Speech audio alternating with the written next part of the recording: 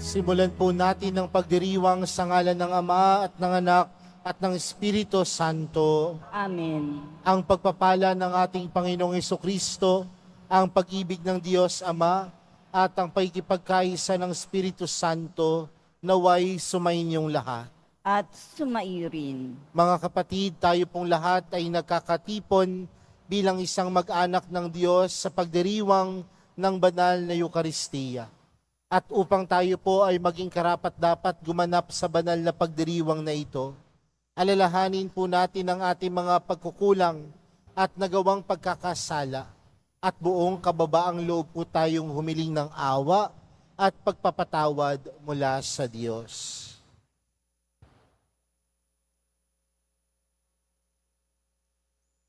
Sinugong tagapagpagaling sa mga nagsisisi, Panginoon, kaawaan mo kami. Panginoon, kaawaan mo kami.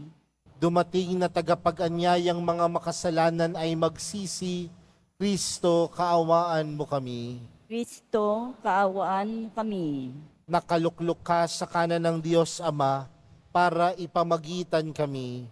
Panginoon, kaawaan mo kami. Panginoon, kaawaan mo kami. Kaawaan tayo ng makapangyarihang Diyos, patawarin tayo sa ating mga kasalanan, at patnubayan tayo sa buhay na walang hanggan. Amen. Manalangin tayo. Ama naming makapangyarihan, niloob mong akuin ng iyong anak ang krus at kamatayan, upang ang sangkatauhay matubos at mabuhay. Ang pag-ako namin sa krus at kamatayan dito sa lupa, ayon sa diwa ng pagsunod sa iyong loob, na ginanap ng iyong anak, ay mapagindapat nawang aming kamtin, ang lubos na katubusan at pagkabuhay sa iyong piling. Sa pamamagitan ni Hesukristo, kasama ng Espiritu Santo, magpa sa walang hanggan. Amen. Magsiupo muna ang lahat. Pagbasa mula sa aklat ni Propeta Isaías. Noong mga araw na iyon, nagkasakit na malubha si Ezekias, kaya siya tinalaw ni Isaías na anak ni Amos. Sinabi niya sa hari ang utos na ito ng Panginoon. Ipatawag mo ang iyong sambahayan at gawin mo na ang iyong mga huling habilin, sapagkat hindi ka na gagaling. Pagkarinig nito, humarap siya sa dingding at nanalangin. O Panginoon, alam mo kung paano ako namuhay sa iyong harapan. Naglingkod ako sa iyo ng tapat, at ang ginawa ko'y pawang nakalulugod sa iyong paningin. Pagkatapos, nanangis siya ng malakas. Nagsalita uli ang Panginoon kay Isaías. Wika sa kanya, sabihin mo kay Ezekias ang sinasabi ng Panginoon, ang Diyos ng iyong ninunong si David. Nakita ko ang iyong pagluha at narinig ko ang iyong dalangin. Kaya 15 taon ka pang mabubuhay. Hindi lamang iyon, ikaw at ang lungsod na ito'y hindi maaano, pagkat ipagtatanggol ko kayo laban sa hari ng Assyria. Si Isaías ay nagpakuha ng pantapal na igos para sa bukol ni Ezekias. Gumaling naman ito. At itinanong ni Ezekias, ano ang magiging palatandaan na ako'y maaari nang umakyat sa templo? Ito ang palatandaang ibibigay sa iyo ng Panginoon para patunayang tutup din niya ang kanyang pangako. Ang anino sa orasan sa palasyo ni Haring Akas ay pababalikin niya ng 10 guhit. At gayon nga ang nangyari. Ang salita ng Diyos. Salamat sa Diyos. Buhay ko'y iyong iniligtas, pag-iral ko'y walang wakas. Buhay ko'y iyong iniligtas, pag-iral ko'y walang wakas. Minsay nasabi ko, sa katanghalian ng buhay, ako ay papanaw. Sa daigdig ng patay, ako masasadlak, upang manatili roong walang hanggan. Buhay ko'y iyong iniligtas, pag-iral ko'y walang wakas. At nasabi ko ring di na makikita ang Panginoon at sinumang nabubuhay. Buhay ko'y iyong iniligtas, pag-iral ko'y walang wakas. Katulad ng toldang tirahan ng pastol, inalis sa akin ang aking tahanan. Ang abang buhay ko'y pinuputol mo na tulad ng tela sa isang habihan. Buhay ko'y iyong iniligtas, pag-iral ko'y walang wakas. O poon, ang mga nilikha ay nabubuhay dahilan sa iyo. Ako'y pagalingin, at ang aking lakas sana'y ibalik mo. Buhay ko'y iyong iniligtas, pag-iral ko'y walang wakas. Magsitayo na po ang lahat.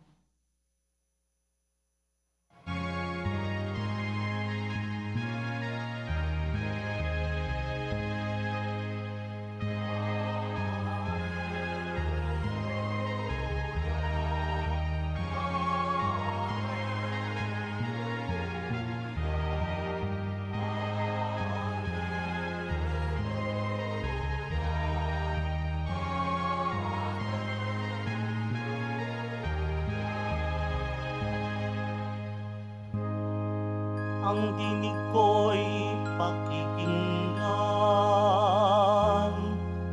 ng kabilang sa aking kawan. Ako'y kanilang susundan.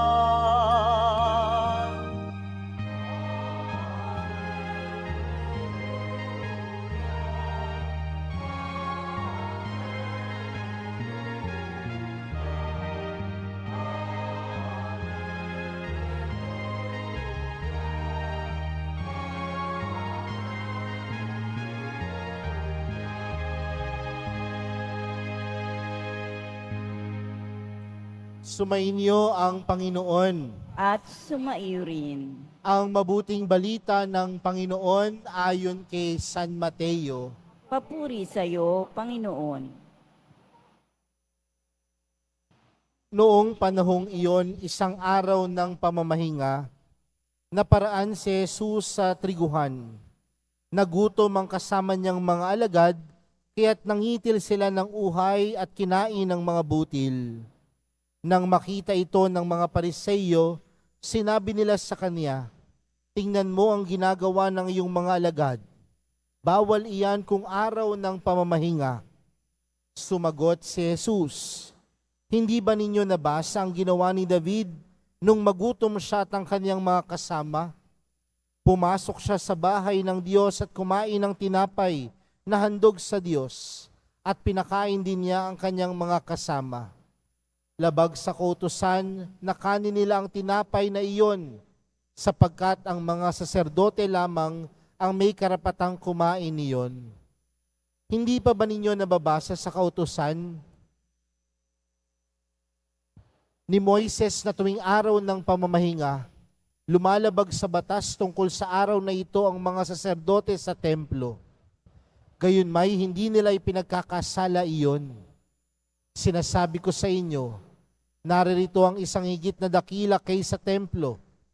Hindi sana ninyo hinatulan ng mga walang sala kung alam ninyo ang kahulugan ng mga salitang ito. Habag ang ibig ko, hindi hain, sapagkat ang araw ng pamamahinga ay nasa ilalim ng kapangyarihan ng Anak ng Tao. Mga kapatid, ang mabuting balita ng Panginoon. Pinupuri ka namin, Panginoong Heso Kristo. Magsiupo muna ang lahat. Magandang gabi po sa inyong lahat. Kahit po maulan, pakibati nga ang katabi ng magandang gabi.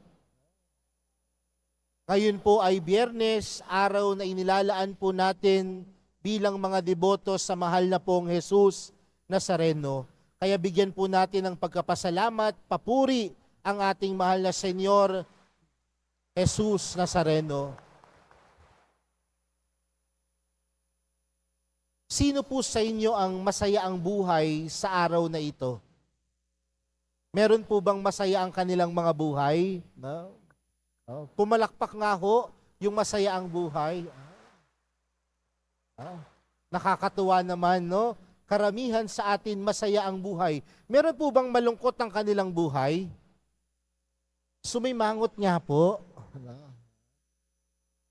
Pero tandaan natin mga kapatid, ang buhay po natin, kahit masaya, hindi po ito perpekto. Maraming pagkakataon at maraming mga tao na sasabihin nila, kaya ko naman bilhin ng lahat. Mabibili ko naman ng lahat. Marami akong pera. Marami akong ari-arian. Pero sa dulo, parang may kulang. Hindi pa rin siya masaya. Kahit kasi meron na tayong lahat, alam natin na ang ating buhay hindi magiging perpekto. Pero kahit hindi perpekto ang buhay ay pwede pa rin maging maganda.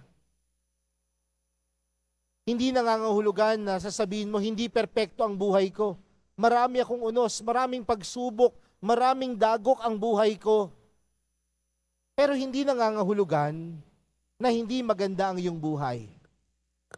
Dahil ang kagandahan ng buhay, hindi nasusukat sa ari-arian, kundi ang kagandahan ng buhay nasusukat sa katapatan sa Diyos. Uulitin ko po yun ha. Ang kagandahan ng buhay kailanman hindi masusukat sa dami ng iyong ari-arian o pera. Pero ang kagandahan ng buhay nasusukat sa iyong katapatan sa Diyos. Sa atin pong unang pagbasa, napakinggan po natin ang kwento ni Ezekias.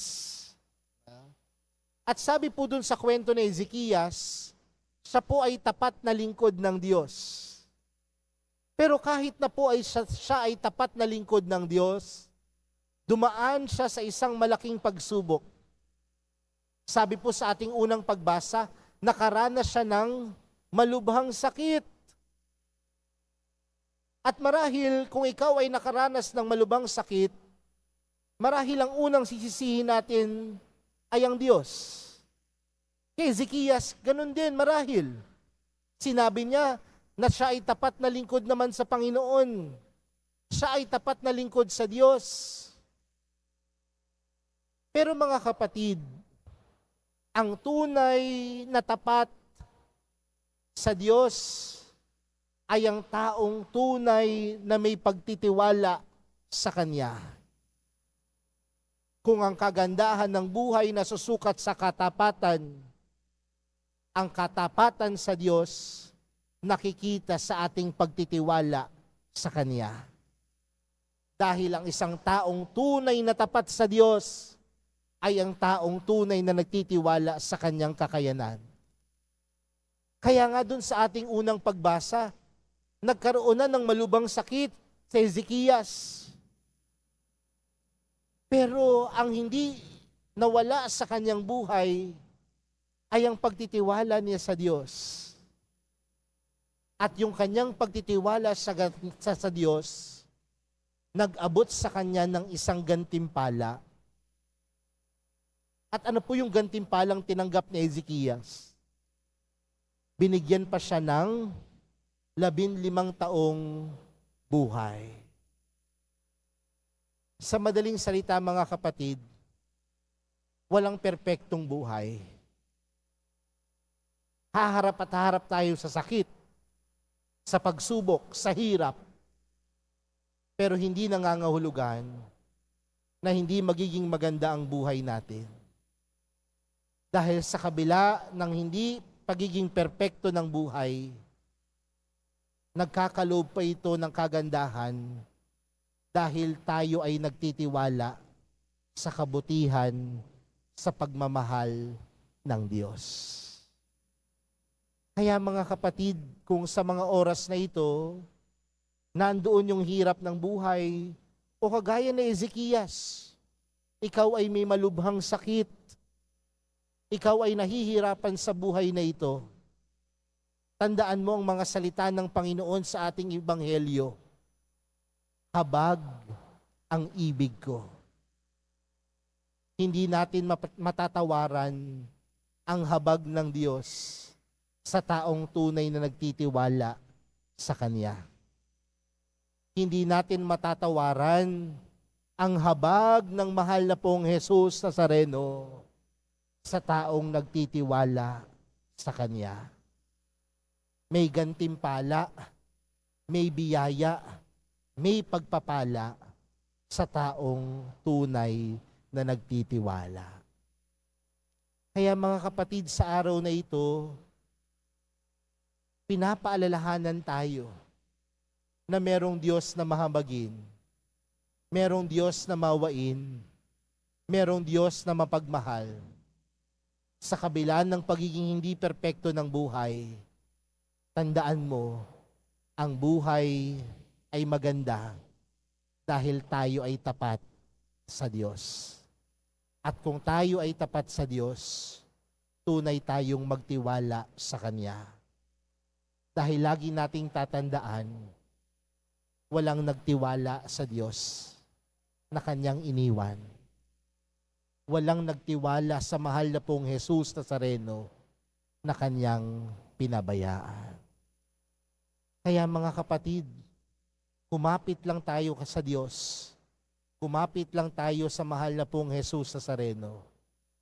Hindi man perpekto ang buhay, pero ang buhay ay mananatiling maganda dahil sa kabutihan at pagmamahal ng Diyos. Amen. Magsitayo na po ang lahat.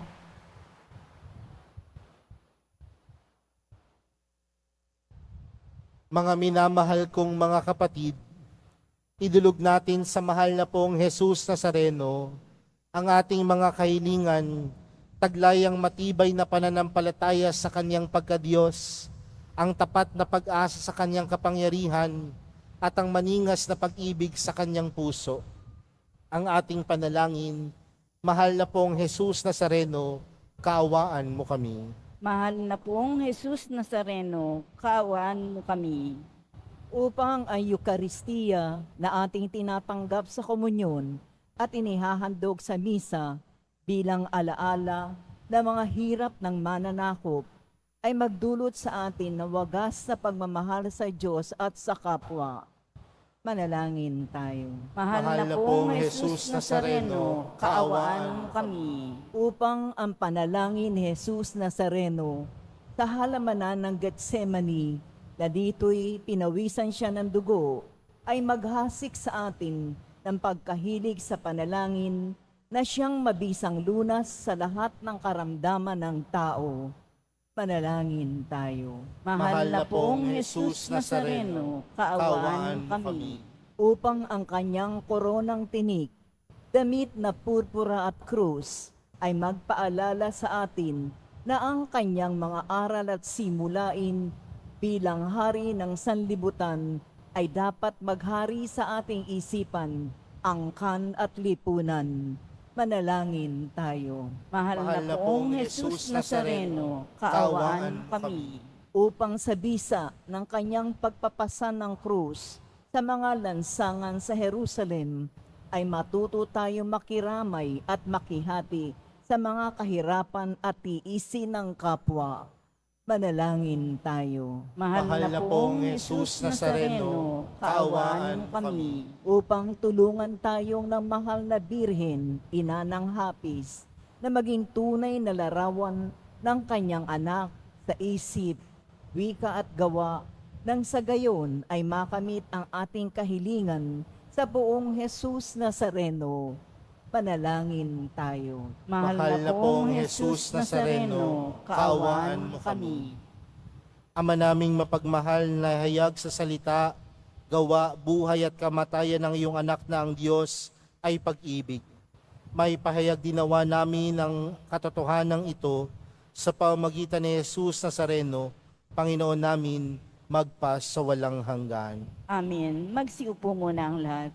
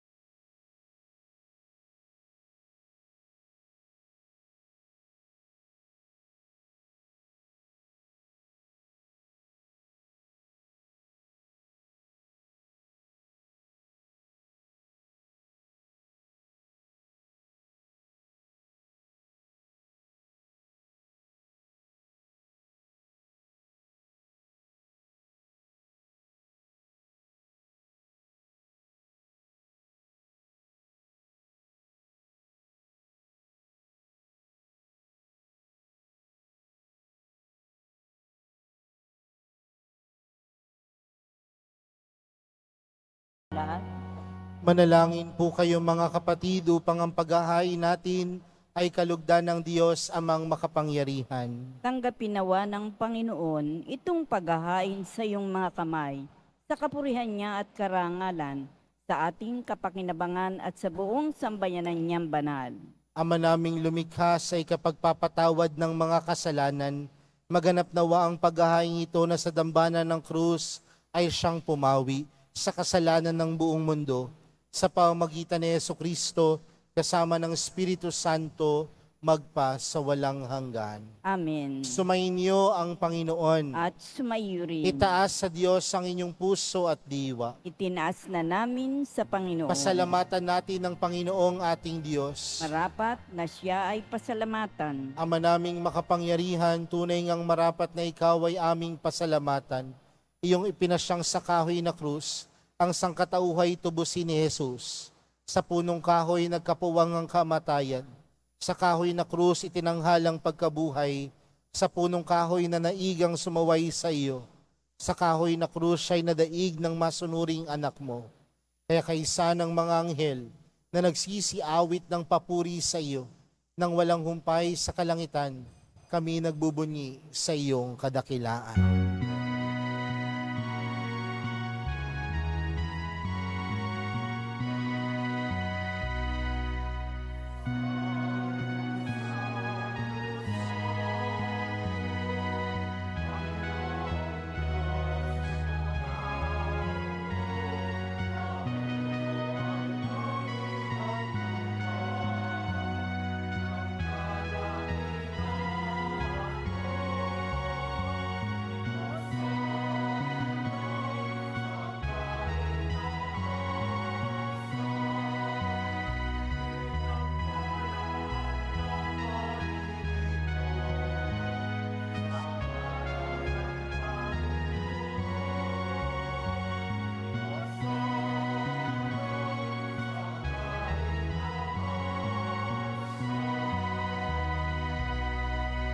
Magsidor po ang lahat.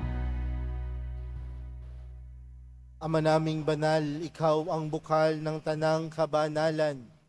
Kaya't sa pamagitan ng iyong Espiritu, gawin mong banal ang kaloob na ito upang para sa amin maging katawan at dugo ng aming Panginoong Hesukristo. Bago niya pinagtiis ang kusang loob na maging handog, hinawakan niya ang tinapay, pinasalamatan kaniya, pinaghati-hati niya iyon, iniabot sa kaniyang mga alagad at sinabi, tanggapin ninyong lahat ito at kanin. Ito ang aking katawan na ihahandog para sa inyo.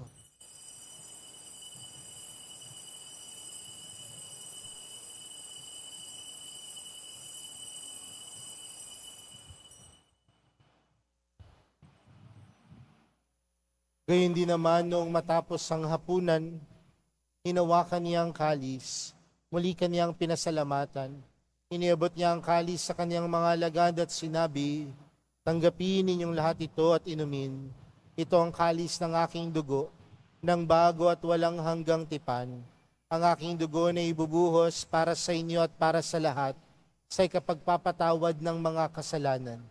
Gawin niyo ito sa pag-alala sa akin.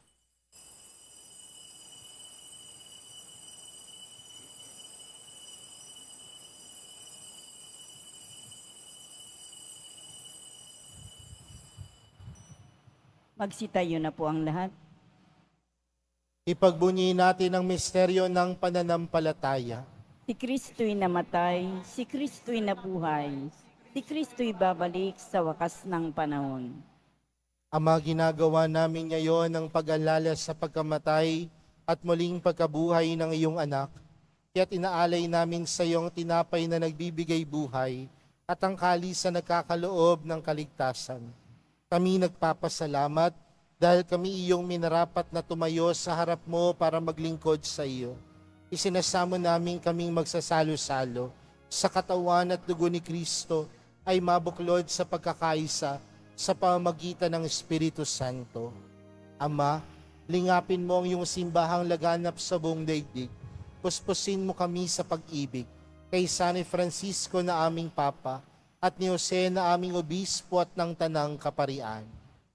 Alalahanin mo rin ang mga kapatid naming nahimlay nang may pag-asang sila'y muling mabubuhay, gayon din ng lahat ng mga pumanaw. Kaawaan mo sila at patuloyin sa iyong kaliwanagan.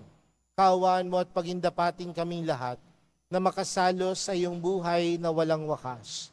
Kaysa ng mahal na Birheng Maria na ina ng Diyos, kaysa ng kabiyak ng puso niyang si San Jose, kaysa ng mga apostol at ng lahat ng mga banal na namuhay dito sa daigdig ng kalugod-lugod sa iyo, may pagdiwang nawa namin ng pagpupuri sa ikararangal mo sa pamagitan ng iyong anak na aming Panginoong Hesukristo.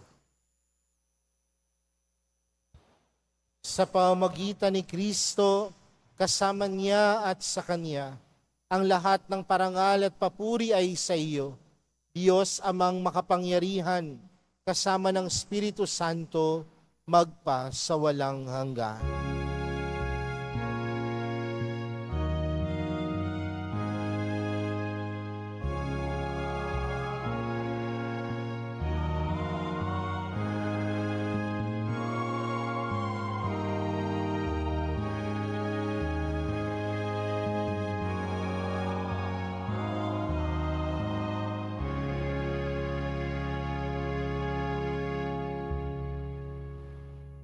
Lumapit po tayo sa Ama natin sa langit sa panalangin itinuro sa atin ni Jesus.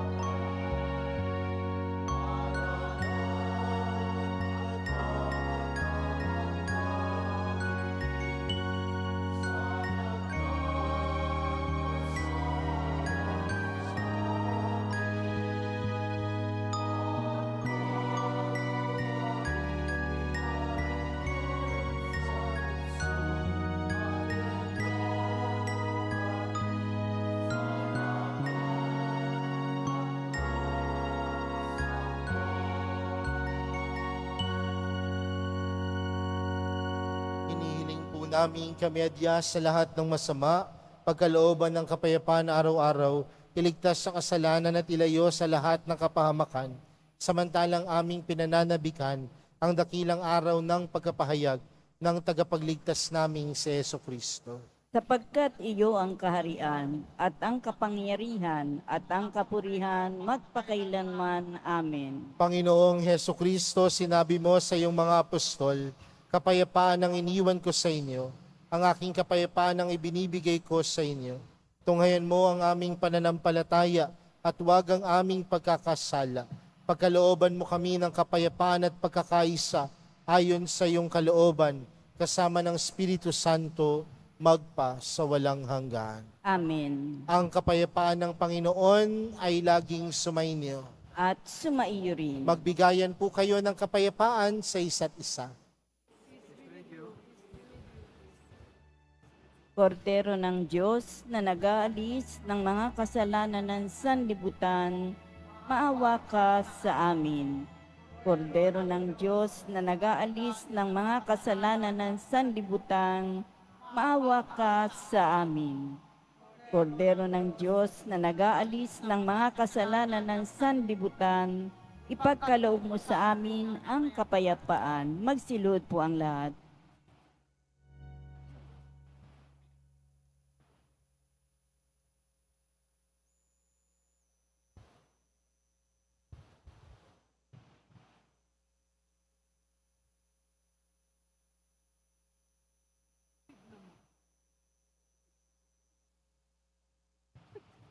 Narito si Jesus, ang kordero ng Diyos, siyang nag-aalis ng kasalanan ng sanlibutan.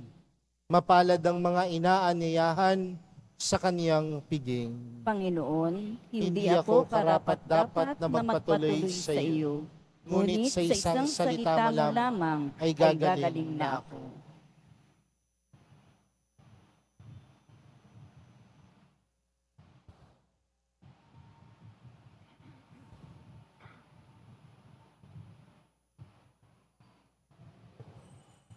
Para sa lahat ng tatanggap ng banal na komunyon, sasagot po tayo ng amin pagkasabi ng pari o ng lay minister ng katawan ni Kristo at isubo agad sa bibig bago umalis sa harapan ng pari o lay minister. Sumunod po tayo.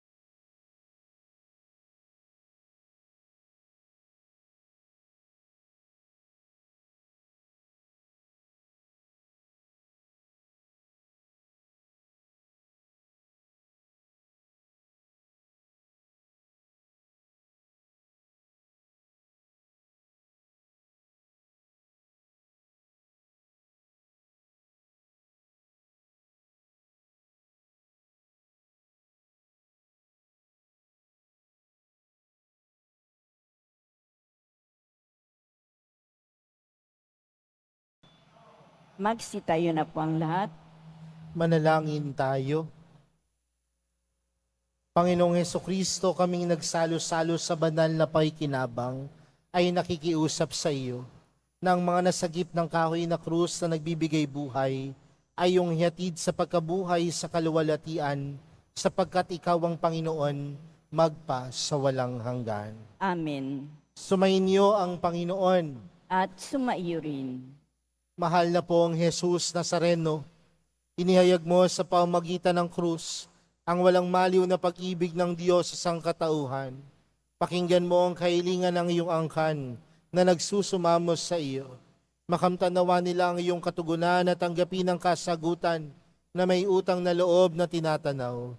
Basbasan din po ninyo ang mga daladala nilang mga imahen at dasalan. Sa pamagitan ng bendisyon na ito, naway maalala nilang mga pangako nila noon sa binyag na ikaw ang kanilang iibigin at paglilingkuran bilang Panginoon, magpa sa walang hanggan.